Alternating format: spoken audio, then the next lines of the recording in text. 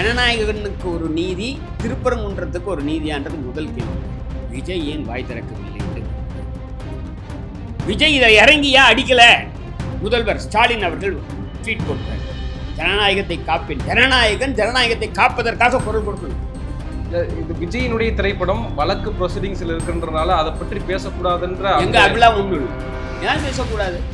பராசக்தி திரைப்படமே வெளியாகிடுச்சு, ஒரு மொழிப்போரை வச்சு எடுத்த படம் அதுவே ரிலீஸ் ஆயிடுச்சு, ஒரு கமர்ஷியல் திரைப்படத்துக்கு இவ்வளவு முக்கியத்துவம் கொடுக்குறாங்க அப்படின்ற ஒரு கேள்வி இருக்கு. ஆமா சார், இதான் நானும் கேட்டுருக்கேன். பராசக்திக்கும் வந்து அனுமதிக்கணும், ஜனநாயகம் அனுமதிக்கணும்.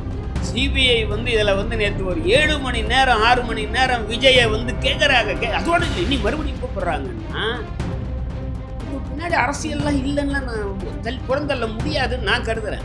மாநில உரிமை என்பது தான் எனக்கு முக்கியமானது. ஸ்டாலினார் எடப்பாடியா என்பதல்ல, இல்லை விஜயா என்பதல்ல, தமிழ்நாட்டின் உரிமை என்பதுதான் அடிப்படையானதாக பார்க்கிறேன். சர்மிளா டாக்கீஸ் நேயர்களுக்கு வணக்கம். திரைகாணலில் நாம் சந்திக்கிறப்பவர் முன்னாள் நீதியரசர் ஐயா ஹரிபரந்தாமன் அவர்கள். வணக்கம் சார். வணக்கம் சார். இப்போது சிபிஐ விசாரணை அப்படின்றது ஒரு பக்கம் போய்கிட்டு இருக்கு. பேரல் வைஸ் வெர்சாவாக வந்து உச்சநீதிமன்றத்திலையும் இந்த ஜனநாயகன் படத்தினுடைய தயாரிப்பு நிறுவனம் வழக்கு தொடுத்திருக்காங்க. இங்கே கீழமை நீதிமன்றம் உயர்நீதிமன்றம் கொடுத்த தீர்ப்புக்கு எதிராக அவங்க பெட்டிஷன் போட்டிருக்காங்க. இப்போ நாளைக்கு விசாரணைக்கு வருகிறது. என்ன தீர்வு கொடுக்க போகிறாங்க அப்படின்றது தெரியல. ஆனால் இதில் தணிக்கை வாரியம் சிபிஎஃப்சியை வந்து நீதிமன்றங்கள் கட்டுப்படுத்த முடியாதுன்னு அவங்க வாதத்தை முன் வச்சுட்டே இருக்காங்க. வாரியத்தினுடைய தலைவர் இருக்கக்கூடிய முடிவு தான் ஃபைனல் அப்படின்னு அவங்க சொல்கிறாங்க. இந்த வழக்கு ஒரு பக்கம் ராகுல் காந்தியும் வந்து அதை குறித்து பேசியிருக்காரு. எப்படி நீங்கள் பார்க்குறீங்க? நீங்கள் 2 கேள்வி கேட்டிருக்கீங்க. ஒன்று சிபிஐ பற்றி. சிபிஐ வந்து கரூரில் நடந்த கூட்ட நெரிசல் ஒரு துக்க சம்பவம் சம்பந்தமான அதுக்கான சிபிஐ விசாரணை. அது இன்னொரு கேள்வி நீங்கள் கேட்குறது, ஜனநாயகன் படம், விஜய் நடித்த ஜனநாயகன் படம் வந்து வெளியிடாமல் இருக்கக்கூடிய பிரச்சனையை பற்றி கேட்குறீங்க. அதில் என்னுடைய முதல் கட்டமாக என்னுடைய கருத்தை நான் என்ன பதிவு செய்ய விரும்புகிறேன்னா, 2 விஷயத்தை சொல்ல விரும்புகிறேன். ஒன்று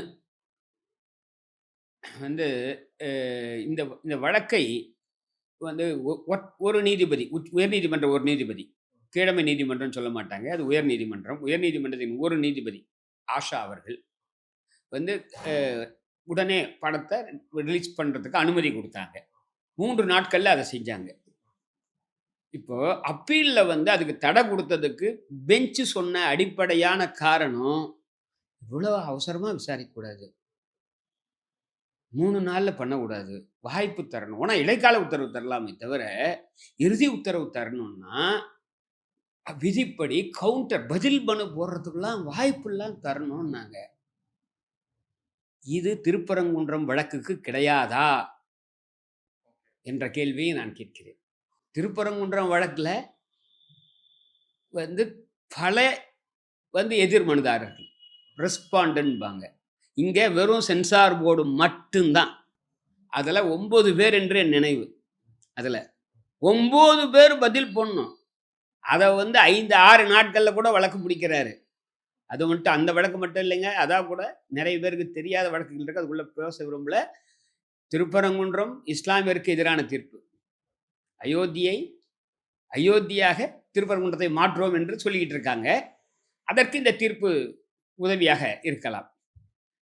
அது இல்லாமல் அதே நேரத்தில் 2 தீர்ப்புகள் கொடுக்கப்பட்டது. ஒன்று திண்டுக்கல் பெருமாள்பட்டி தீர்ப்பு, இன்னொன்று கன்னியாகுமரி மாவட்டத்தில் கிள்ளியூர் வட்டத்தில் பைங்குளம் கிராமத்தில் இருக்கக்கூடிய அங்கே இருக்கக்கூடிய ஒரு சர்ச்சுக்கு எதிர்த்த மாதிரி, அது 2மே கிறிஸ்தவர்களுக்கு எதிரான தீர்ப்பு. அதுலேயும் இதே மாதிரி தான் சார். அதில் உடனே அது கண்டெம்ட்டு சார். கண்டெம்ட் நீங்கள் ஒரு வழக்கு எந்த வகையாவது கேடுங்க, நீங்கள் இன்னைக்கு கண்டெம்ட் நீங்கள் உங்கள் வழக்கில் போகணுன்னு ஃபீஸ் கொடுத்துட்டு வந்தீங்கன்னா சார் 10-20 நாள் 1 மாதம் ஆகும் சார், நம்பர் ஆகும்பா. இது மட்டும் என்ன சார் ஸ்பெஷலாக? அப்போ இதை தான் கேட்குறோம்.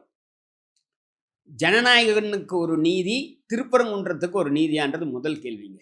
2வது நீங்கள் கேட்டீங்க, அதாவது சென்சார் போர்டுனுடைய முடிவை நீதிமன்றம் வந்து மாற்ற முடியாது, அதுதான் இறுதியானது அப்படின்றது. இதை வந்து நான் இல்லை சார், சாதாரண யாரை கேட்டாலுமே சொல்லுவாங்க. அதாவது குறைந்தபட்ச சட்ட ஞானம் உள்ளவர்களே சொல்வார்கள், பாராளுமன்றம் போடுற சட்டமே இறுதியானது அல்ல, அதை நீதிமன்றம் வந்து ரத்து செய்யலாம். அப்போ எப்படி சென்சார் போர்டோட ஒரு உத்தரவு வந்து ஒரு பியூரோக்ரஸியோட உத்தரவு மாதிரி தான், அது அட்மினிஸ்ட்ரேஷனோட ஒரு உத்தரவு மாதிரி தான், ஒரு அரசாணை மாதிரி தான். அது எப்படி நீங்கள் இறுதின்னு சொல்கிறீங்க? ஒன்று, அதுக்கு பேர் இந்த நீதிமன்றம் இருக்குல்ல, உயர் நீதிமன்றமும் உச்ச நீதிமன்றமும் அரசின் செயல்பாடுகளை, பாராளுமன்ற சட்டங்களை பரிசீலிக்கும் உரிமை. அதுக்கு பேர் ஆங்கிலத்தில் ஜுடிஷியல் ரிவ்யூம்பாங்க. அது அரசமைப்பு சட்டம் கொடுத்திருக்கக்கூடிய அந்த உரிமை பேசிக் ஸ்ட்ரக்சர்ன்றாங்க, அரசமைப்பு சட்டத்தினுடைய அடிப்படைன்றாங்க. அதனால யாராலையும் அப்படிதான் சொல்ல முடியாது. உச்ச நீதிமன்றம் கொடுக்குமா கொடுக்காதான்றது வேற. இதுவரையில் இந்த மாதிரி கருத்துரிமை சம்பந்தமான எல்லா வழக்குகளிலும் உச்ச நீதிமன்றம் வந்து கடுமையாக நல்ல நிலை எடுத்து கருத்துரிமையை காக்கும் விதத்தில் இதுவரையும் கொடுத்துருக்காங்க. இப்போ கொடுப்பாங்களான்னு தெரியாது. ஏன்னா இப்போ எல்லாமே மாறி போயிருக்கு. அதனால என்னால் உறுதியாக சொல்ல முடியாது. ஏன்னா மக்களுக்கு ஒரு நம்பிக்கை வந்து குறைஞ்சிக்கிட்டு வருது. எல்லா அமைப்பையும் இருக்கக்கூடிய மோடி அரசாங்கம் கிட்டத்தட்ட எமர்ஜென்சி காலத்தில் இந்திரா மாதிரி இவர்களும் செய்கிறார்கள் என்கின்ற ஒரு கருத்தாக்கம் இருப்பதால் தெரியல. ஆனால் உச்ச நீதிமன்றம், நான் உங்களுக்கு ஒரு தகவல் விட சொல்லி அதை முடிச்சுக்கிறேன். அதில் மிக பிரபலமான தீர்ப்பு, கருத்துரிமை சம்பந்தமான பிரபலமான தீர்ப்பு, தமிழ்நாட்டில் இருந்து சென்ற ஒரே ஒரு கிராமத்திலே தான் முதல் ரொம்ப மிக அருமையான தீர்ப்பு. இந்து குழுமம் தயாரித்த படம் அது. அது இடஒதுக்கீட்டுக்கு எதிரான படம். இடஒதுக்கீட்டை சொல்வது அரசமைப்பு சட்டம், இடஒதுக்கீட்டை தவறு என்று சொல்வது அந்த சினிமா. அந்த அதுக்கு வந்து இங்க ஒரு நல்ல ஒரு புகழ்வாழ்ந்த நீதிபதி, என்ன கேட்டால் சென்னை உயர் நீதிமன்றத்தினுடைய கிருஷ்ண ஐயர், அவர் பேர் சத்யதேவ்னு பேர். அவர் வந்து சென்சார் போர்டு கொடுத்ததை ரத்து பண்ணிட்டார். நீ இடஒதுக்கீட்டுக்கு அடுத்த மாதிரிலாம் நீ சினிமா எடுக்கக்கூடாதுன்னாரு. அது உச்ச நீதிமன்றத்தை கொண்டு போனாங்க. உச்ச நீதிமன்றம் சொல்லிச்சு, அரசமைப்பு சட்டத்தை எதிர்த்தும் கூட அமைதியான முறையில் கருத்தை சொல்லலாம். அப்படி ஏதாவது இந்த ரிசர்வேஷனுக்கு ஆதரவானவர்கள் தகராறு பண்ணுவாங்கன்னா, பப்ளிக் ஆர்டர் இல்லை லா அண்ட் ஆர்டர் கிரியேட் பண்ணுவாங்கன்னா, சட்ட ஒழுங்க அதை அதை வந்து சட்ட ஒழுங்கை கட்டுப்படுத்தி கருத்துரிமையை நிலைநாட்ட வேண்டும் என்று உச்ச நீதிமன்றம் சொன்னது. பிரெஞ்சு புரட்சியின் நாயகன், கதாநாயகன் வால்டேரை அதை கோட்படுத்துது. வால்டேர் தான் அதில் சொல்லுவான், எனக்கு பிடிக்காத உன் கருத்தை நான் என் உயிர் கொடுத்தானும் காப்பேன்பா, நீ சொல்வதற்கான உரிமையை. அதை உச்ச நீதிமன்றம் சொல்லுது, நான் சொல்ல. எனவே இதாங்க ஜனநாயகன் பற்றி இதுதான். இதில் இன்னும் 2 தகவல். விஜய் ஏன் வாய் திறக்கவில்லை என்று நீ புரியல. விஜய் இதை இறங்கியா அடிக்கல அப்படின்ற கேள்வி நான் கேட்குறேங்க. ஏன்னா ஒரு கட்டத்தில் முதல்வர் ஸ்டாலின் அவர்கள் ட்வீட் போட்டார். என்ன போட்டாரு? இதுவரையில் எல்லாம் நினைச்சிருந்தோம், CBI, income tax department, election commission, ED, இந்த மாதிரி இவைகளை தான் இந்த அரசு பயன்படுத்துறதுல நீதிமன்றங்களுக்கும் நிர்பந்தம் கொடுக்கிறார்கள். இப்போ சென்சார் போர்டும் என்று அவர் ட்வீட் போட்டார். இவர் வந்து அமைதி காக்கிறார், இவர் கொள்கை விரோதின்னு சொல்லியிருக்காருல்ல. அதான் கேட்குறேன். நான் இன்னும் மற்றபடியெல்லாம் ஒன்றும் இல்லைங்க, இவர் இறங்கி வரணுன்றது தான்ங்கிறது. நான் முழுக்க அதுக்கு அதை வந்து அவர் இறங்கி வந்தால் தமிழக மக்கள் மத்தியில் பேசணும். இந்த மாதிரி ஜனநாயகத்தை காப்பேன். ஜனநாயகத்தை காப்பதற்காக குரல் கொடுக்கணும். ஜனநாயகம் என்பது கருத்துரிமையை காப்பது. கருத்துரிமையை பறிக்கும் வகையில் ஒன்றிய அரசு செயல்படுகிறது, மோடி அரசு செயல்படுகிறது என்பதை ஏன் பேச மறுக்கிறார் விஜய் என்பதுதான் இது. இன்னைக்கு ராகுல் பேசியிருக்காரு, ஏற்கனவே ஸ்டாலின் பேசுறத நான் முக்கியமாக பார்க்குறேன். ஏன்னா ராகுல் அகில இந்திய தலைவருங்க. தமிழ்நாட்டுக்குள்ளார ஒரு என்ன கேட்டீங்கன்னா மிகப்பெரிய ஆளுமை நிச்சயமாக தமிழக முதல்வர். நான் வந்து இதுக்கும் தெளிவுபடுத்துகிறேன், நான் திமுகவும் கிடையாது, அதல்ல. ஆனால் அவர் தமிழக முதல்வர். ஆமாம். அப்போ அவர் வந்து சொல்றாரு, அவர் வந்து இவர் எதிர்கட்சி, இவர் அப்போ இவர் ஏன் பேச மாட்டாரு? எங்க நான் உங்களை தாக்க வரேன், பக்கத்தில் அவருக்கு ஒரு ஓடியாந்து கை பிடிக்கிறார். நீங்க நல்ல காமிச்சா என்ன சார் அர்த்தம்? இதுதான் ஜனநாயகனை பற்றி என்னுடைய கருத்து சார். இல்ல, இது விஜயினுடைய திரைப்படம் வழக்கு ப்ரொசீடிங்ஸ்ல இருக்குன்றனால அதை பற்றி பேசக்கூடாதுன்ற எங்க அப்படிலாம் ஒன்றும் இல்லை. ஏன் பேசக்கூடாது? இதை மக்கள் குறைஞ்சபட்சம் பல்வேறு பாஷைகள்ல சொல்லலாம் சார், பல்வேறு புரிதல்ல சொல்லலாம். இதில் கருத்துரிமை பறிப்பாக கருதுகிறேன். நீதிமன்றம் நிச்சயமாக இதில் ஒரு நல்ல முடிவை தரும். சிபிஐ இதை போல இவர்கள் பயன்படுத்துகிறார். அவர் சொல்றாரு, இவர் சொல்றதுக்கு என்ன? ராகுல் காந்தி சொல்றாரு, இவர் சொல்றதுக்கு என்ன? வழக்குல என்ன இருக்கு? வழக்கை பத்தி இதுல வந்து இப்போ நீதிமன்றத்தை பத்தி கிரிட்டிசைஸ் நான் சொன்னேன் பாருங்க. பெஞ்சில் இப்படி சொல்றாரு. இந்த பெஞ்சு, இதே பெஞ்சு மதுரை பெஞ்சுக்கு இது தெரியல, அவாதான் நாங்க ஒத்துக்கல. அப்ப நான் என்ன சொல்றேன், அப்போ அப்பா இதை பற்றி பாருங்க, நான் பார்வையாளருக்கு சொல்றேன். அப்போ கோர்ட்டு வந்து எப்படின்றதுன்னா ஒரு நிலையானது அல்ல. அதுக்குள்ளார எவ்வளவு சிக்கல்கள் இருக்குன்றதை உங்க முடிவு கொண்டு வர.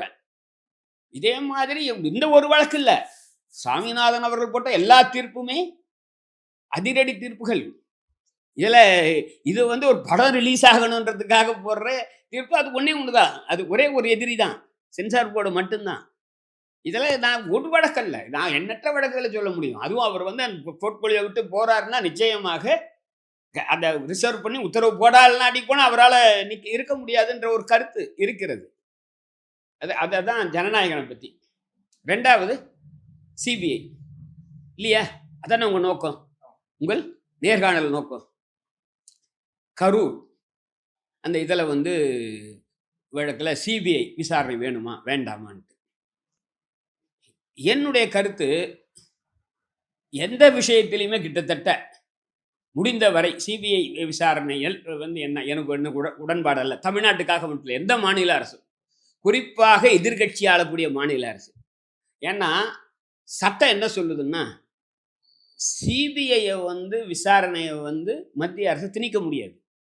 மாநில அரசின் அனுமதி இல்லாமல் சிபிஐ விசாரணை நடக்காது. ஒரு விஷயம் புரிஞ்சுங்க சார், எதுவுமே ஒரு சார்பு அற்றது அல்ல அப்படின்னு சொல்ல முடியாது, ஒரு சார்பானது தான்.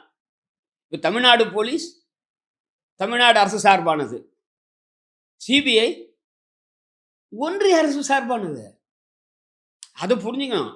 அப்போ சிபிஐ வருதுன்னா, சிபிஐ வந்து இதில் வந்து நேற்று ஒரு 7 மணி நேரம் 6 மணி நேரம் விஜயை வந்து கேட்குறாங்க. அதோட இல்லை, இன்னும் மறுபடியும் கூப்பிடுறாங்கன்னா அது ஒரு பின்னாடி அரசியல்லாம் இல்லைன்னா நான் புறந்தள்ள முடியாதுன்னு நான் கருதுறேன். அதனால தான் சட்டம் என்ன சொல்லுதுன்னா, மத்திய அரசின் கண்ட்ரோலில் இருக்கக்கூடிய சிபிஐ வந்து புலன் விசாரணை செய்வதற்கு அதிகாரம் கிடையாது மாநிலத்துக்கு. அந்த மாநிலம் அனுமதித்தால் தான் உண்டு அப்படின்றது தான் சட்ட நிலைமைங்க. அப்போ அதுக்கு என்ன விலக்கு இருக்கா? சட்டத்தில் இருக்கு. என்ன விலக்கு? ஒரே ஒரு விலக்கு. யார் அந்த சிபிஐ உத்தரவு அப்போ போடல? ஒன்று மாநில அரசு சொல்லணும், இல்லாட்டிக்கு போனால் உயர் நீதிமன்றம் அல்லது உச்ச நீதிமன்றம். அவங்க தான் அரசமைப்பு சட்டத்தினுடைய மிக உயர்ந்த, அரசமைப்பு சட்டத்தின் விழுமியங்களை காப்பாற்ற வேண்டிய பொறுப்புள்ள இந்த நீதிமன்றங்கள் இங்கே நியாயம் வந்து நியாயமான புலன் விசாரணை நடக்காதுன்ட்டு அவர்கள் வந்து சிபிஐ புலன் விசாரணைக்கு உத்தரவு போடலாம். அப்போ எப்படி போடணும்னா, விலக்கான வழக்குகளில் போடணும். எது விலக்கான வழக்கு அப்படின்றதான் இன்னைக்கு கேள்வி. எது விலக்கான வழக்கு? பொதுவாக 2 விதமாக நான் சொல்றேன். ஒன்று, காவல்துறையே ஒரு குற்றம் இழைத்திருக்குன்னு வச்சுக்கோங்க, அப்போ அந்த காவல்துறை கிட்டவே தரக்கூடாது. தமிழ்நாடு அரசுன்ற காவல்துறையே தூத்துக்குடியில் துப்பாக்கி சூடு நடத்துறாங்க, அந்த துப்பாக்கி சூட்டுக்கு பற்றி புலன் விசாரணை அவங்களே பண்ணக்கூடாது. அப்போ அதுக்கு சிபிஐ தரலாம். சாத்தாங்குளத்தில் போலீஸ் தான் அடிச்சுட்டு சாகடிக்குது அந்த ஊரில், அது ஒரு கேட்டகரி. 2, அரசியலில் பலம் மிக்கவர்கள் வந்து ஒரு ஒரு ஒரு குற்றம் செய்கிறான். எம்எல்ஏ எம்பி இல்லை மந்திரி, எம்எல்ஏ எம்பி தான் மந்திரி, இல்லை மந்திரியோட பையன் ஒரு கொலை பண்ணுறான். அப்போ வந்து இது நடக்காதுன்னு தெரிஞ்சா அப்போ சிபிஐ போய் வரணும். இது 2 தாங்க. கரூர் சம்பவத்துல வந்து காவல்துறையினுடைய மெத்தன போக்கு, அரசாங்கமும் அது ஒரு மெத்தன போக்கு இல்லை. என்ன மெத்தன போக்கு? என்ன கருத்து சொல்றேன். நான் திமுகவெல்லாம் சொல்றேன், ஆனா திமுகவில் இதில் ஒரு கன்சிஸ்டன்டான நிலைப்பாடு இல்லை. ஏன்னா அது எங்க விருதுநகரா அல்லது சிவகங்கையிலே அங்கே அஜித்குமார் மரணம், ஒரு ஒத்த ஆளு. அது அந்த மரணத்துக்கு அரசாங்கமே சிபிஐ என்கொயரிட்ட கொடுக்குது. ஏன் சிபிஐ எங்கிட்ட கொடுக்குது? அதனால தான் அதை பற்றிய கேள்வி வருது. அவங்க அஜித்குமாருக்கும் கொடுக்க வேண்டாம், விஜய் வழக்கிலையும் கொடுக்க வேண்டாம். அஜித்குமார் கொடுத்தவர்கள் இப்போ கொடுக்கலன்னு தான் அந்த கேள்வி கேட்குறாங்க.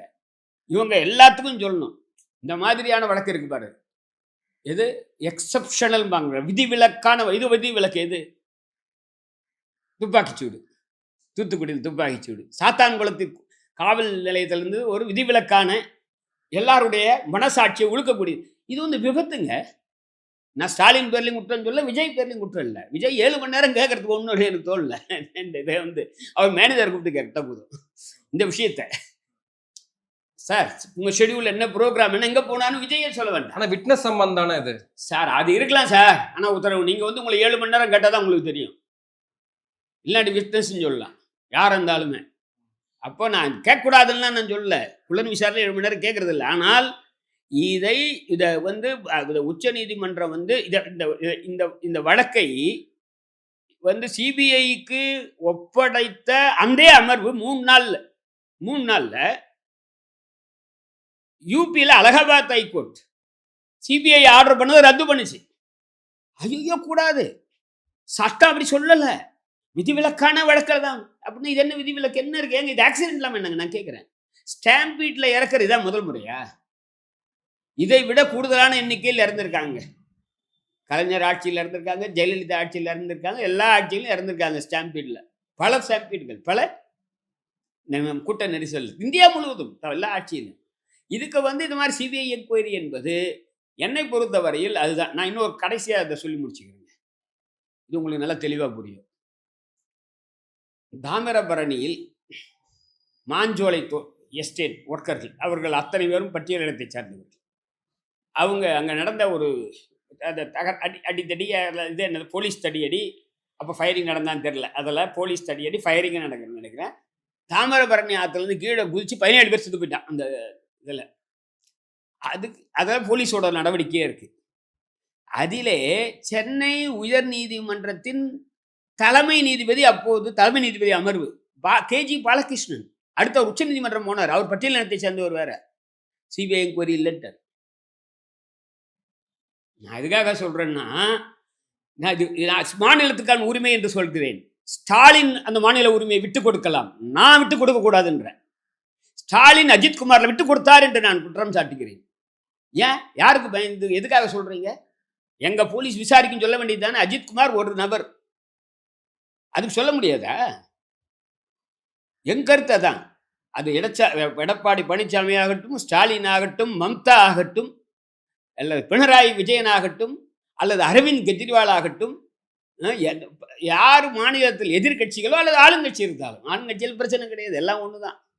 எதிர்கட்சிகள் கேள்வி கேட்டே இருக்காங்கல்ல, நீங்க இந்த புரிதல் எதிர்கட்சிகள் வந்து இந்த தப்பு திமுக அதிமுக 2 பேரும் பண்ணியிருக்காங்க. திமுக கவர்னரிடம் சொல்லி குடியரசுத் தலைவர் ஆட்சியை கொண்டு வர வேண்டும் என்று கேட்டிருக்கிறது. எம்ஜிஆர் திமுக ஆட்சியை கழிச்சு குடியரசுத் தலைவர் ஆட்சியை கொண்டு வரணும் கேட்டு, நான் ஏத்துக்கலன்றேன் சார். மாநிலத்தின் உரிமை தான் எனக்கு முக்கியமாக கருதுகிறேன். அவர்களுக்கு திமுகனா எம்ஜிஆர் ஆட்சி, ஜெயலலிதா ஆட்சி தான் அவர்களுக்கு எப்படியானா கொண்டு வரணும் கீழன்ட்டு. அதிமுகவுக்கு கலைஞர் ஆட்சி எப்படியாவது கீழே கொண்டு வரணும். அதுக்கு சட்டத்துக்கு புறம்பாக இருந்தாலும் பரவாயில்லை, அரசமைப்பு விடுமியங்களுக்கு, மாநில உரிமைக்கு. சார் கவர்னரே துரத்தி பண்ணோம், அந்த போஸ்டே தேவையில்லைன்னு சொல்லிட்டு, அண்ணா சொன்னார் ஆட்டுக்கு தாடின்னு சொன்னார்லாம் பேசிட்டு, அவர்கிட்ட போய் ஐயா நீங்க மனு கொடுத்து இந்த கலைன்னு சொன்னா என்ன சார் அர்த்தம்? அதை அப்போ கன்சிஸ்டண்டா பேசணுன்றேன். அவங்கள எடுத்து மிகப்பெரிய இயக்கம் நடத்துங்க. ஜெயபிரகாஷ் நாராயணன் காட்டிய வழி இருக்கிறது. அவசர நிலை காலமாக இருந்தாலும் அவர்கள் ஆயிரக்கணக்கில் லட்சக்கணக்கில் மக்களை திரட்டி போராடுங்க, அதை நாம் ஒத்துக்கலாம். இந்த ஒன்றிய அரசு டெல்லி இருக்கக்கூடிய அவங்க பிரிட்டிஷ்கார மாதிரி இங்கே உட்காந்துக்கிட்டு இருக்காங்க. கவர்னர் பிரிட்டிஷ் ஆட்சியில் வந்தது சார். சுதந்திர இந்தியாவிலேயே கவர்னர். இங்கே தேர்ந்தெடுக்கப்பட்ட அரசு பெருசா, கவர்னர் பெருசா? தமிழ்நாட்டில் என்ன பண்றாரு? எல்லா எதிர்கட்சி ஆட்சியிலையும் கண்ணில் விரல் விட்டு ஆட்டிட்டு இருக்காங்க எல்லா கவர்னரும். இது என்ன ஜனநாயகம்? நான் அப்படிதான் பார்க்குறேன். என்ன மாநிலத்தின் சுயாட்சி, மாநிலத்தின் உரிமை என்ன? இது கூட்டாட்சியா? அந்த பொருள் தான் சொல்றேன். சிபிஐ ஏற்கனவே இதற்குள்ள போலீஸ் இதில் வந்து உள்ள நுழைஞ்சிட்டாங்க சார். என்ஐஏ என்ற ஒரு அமைப்பை கொண்டு வந்துட்டாங்க. சிபிஐக்கு தான் கிடையாது, என்ஐஏக்கு உண்டு. அதாவது என்ஐஏ கிட்ட யாராவது ஒருத்தரை கைது பண்ணணும்னா ஸ்டாலினுக்கு சொல்ல வேண்டாம், பினராயி விஜயனுக்கு சொல்ல வேண்டாம்.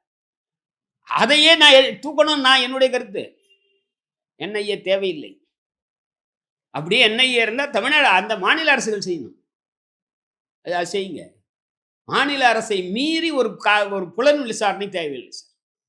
இது ஒன்றும் இது ஆர்மியுடைய வர வேண்டிய அவசியம் இல்லை அப்படின்ட்டா வேற. சார் ஆர்மி தேவைன்னு சொல்லி கொண்டு வரீங்க. நீ காஷ்மீர்லேயும் வடகிழக்கு மாநிலங்கள்லையும் ஆர்ம்டு ஃபோர்ஸஸ் ஸ்பெஷல் ப்ரொவிஷன் ஆக்ட்ன்றது ரொம்ப 1958 நினைக்கிறேன். அப்போ கிட்டத்தட்ட எத்தனை நாள் பாருங்க, ஒரு 70 ஆண்டுகள் கிட்டத்தட்ட அங்கே ஆர்ம்டு ஃபோர்ஸஸ் போட்டு வச்சிருக்காங்க. இப்போ இந்தியா எதிர் போராட்டத்துக்கு டெம்பரரியாக வந்து போயிடுது சார். அவன் பர்மனெண்ட்டாக உட்காந்துட்டு இருக்கான் அங்கே. அப்படின்னா விளங்குதுங்களா? உமர் அப்துல்லாவும் இருப்பார், ஆர்மியும் இருக்கும்.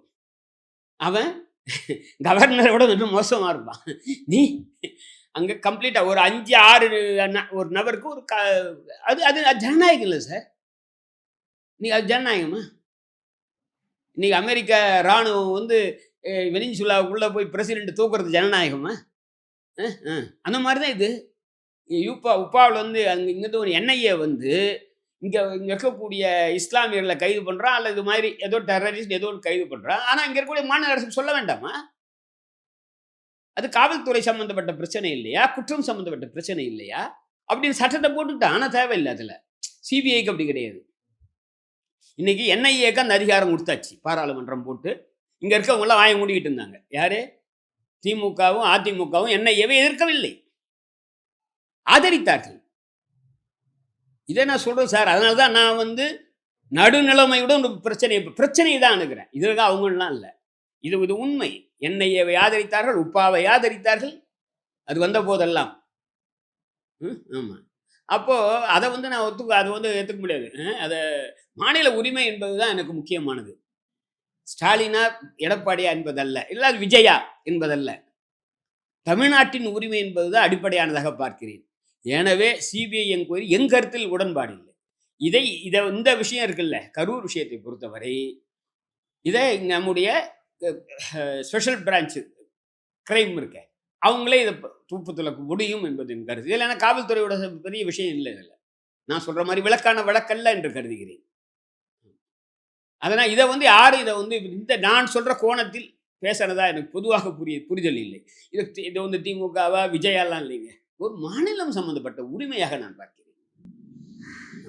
இதில் சிபிஎஃப்சியினுடைய அதீதமான போக்கு வந்து நீங்கள் கேவியட் மனு போட்டு நீங்கள் வந்து என்ன கேட்காம எந்த உத்தரவையும் பிறப்பிக்க கூடாதுன்னு உச்சநீதிமன்றத்தில் சிபிஎஃப்சி போகிறாங்க அப்படின்னா ஏன் இவ்வளோ முக்கியத்துவம் கொடுக்குறாங்க? சொலிசிட்டர் ஜெனரல் ஆஜராகிறார் வழக்குக்கெல்லாம் அப்படின்றப்போ எப்படி நம்ம எடுத்துக்கிறது சார்? அது எல்லா வழக்குலையும் அவங்க செய்கிறாங்க. இன்னைக்கு இந்த என் பதிப்பு 2014 இங்கே எடுத்துக்கிட்டிங்கன்னா இங்கே பேரறிவாளன் வழக்குலேருந்து எல்லா வழக்குலையும் அப்படி தான் பண்ணிக்கிட்டு இருக்காங்க. அது கேவியட் போடுறது எல்லாரும் வழக்கமானது தான் சார். இதில் வந்து அவங்க கேட்குறது என்ன இருக்குது? என்ன கேட்டுட்டு வழக்கு தீர்மானம் பண்ணுன்றாங்க. அதை நான் குறை சொல்லலை. ஆனால் கேட்டுட்டு என்ன பண்ணணும்னா உடனே பண்ணணும்.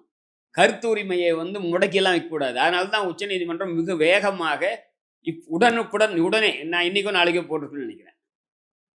இன்னைக்கு விசாரணைக்கு எடுத்தால் நாளைக்கு விசாரணைக்கு வருது. அப்போ உடனே அதை எடுத்துக்கிறாங்க. தமிழ்நாட்டில் மட்டும்தான் பொங்கலுக்கு விடுமுறை. இங்கே இத்தனை நாள் இந்த வாரம் முழுவதும். இப்போ சென்னை உயர்நீதிமன்றம் எடுத்தீங்கன்னா 12ஆம் தேதி ஒரு நாள் தான் ஒர்க்கிங் டே, திங்கக்கிழமை. செவ்வாய்க்கிழமையே ஒர்க்கிங் டே கிடையாது. இந்த வாரம் முழுக்க விடுமுறை. பள்ளி கூட செவ்வாய்க்கிழமை உண்டு. உயர்நீதிமன்றம் கிடையாது. தமிழ்நாட்டோட தமிழ்நாடு அரசாங்கம் 3 நாள் விடுப்பு விட்டுட்டாங்க. ஆனால் மீதி எந்த மாநிலங்களிலும் பொங்கல் இது போன்று கொண்டாடுவதில்லை. பொங்கல் வந்து தமிழர் திருநாளாக, தமிழர் புத்தாண்டாக தை ஒன்றை கொண்டாடுவது இங்கே இருக்கக்கூடிய ஒரு மரபு இருக்கிறது. அதனால் இங்கே வந்து இது ஒரு மிகப்பெரிய இதாக இருக்குது. ஆனால் அங்கே வந்து அதனால் நாளைக்கு எடுத்துக்கிறது வரவேற்கத்தக்கது. உச்சநீதிமன்றம் அதை எடுத்து உரிய தீர்ப்பு வழங்கி கருத்துரிமையை காக்க வேண்டும் என்று நான் கருதுகிறேன். அது விஜயாகட்டும் யாருன்றதில்லை எனக்கு. இதில் ஒரு படம் வருதுன்னா அதை போய் தடுக்கக்கூடாது. என்ன படமாக இருந்தாலும் அதில் என்ன கருத்து இருந்தாலும் இதில் என்ன ஆகப்போகுது? அதில் ஏற்கனவே பல கட்டு. அதுக்கெல்லாம் என்னைக்கு முற்றுப்புள்ளி வைக்கிறது? மக்கள் தான் கேட்கணும். இதை நிச்சயமா இந்த அதிகார குவியலை வந்து நிச்சயமாக கேட்கணும். பராசக்தி திரைப்படமே வெளியாகிடுச்சு.